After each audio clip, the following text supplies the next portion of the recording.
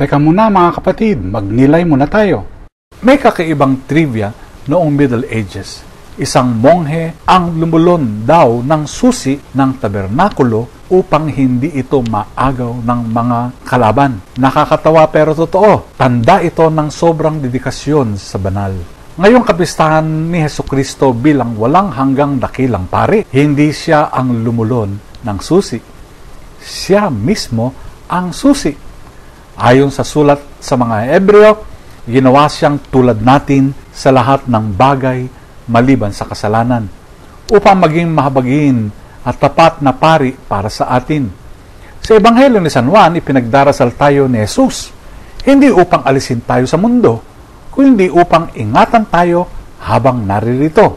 Hindi tabernakulo ng ginto ang binabantayan niya, kung hindi ang ating mga puso. Hindi niya itinatago ang daan. Binuksan niya ito sa kanyang sakripisyo na ipagkaloob sa atin ang awa, pagkakaisa at buhay na walang katapusan. Kaya kung ang buhay mo ay tila nilulusob ng gulo, tandaan mo, hindi mo kailangan lunukin ang susi.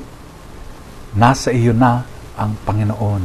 Nasa iyo na siya, si Kristo mismo, ang ating Panginoon. Pagnilayan po natin ito. Amen.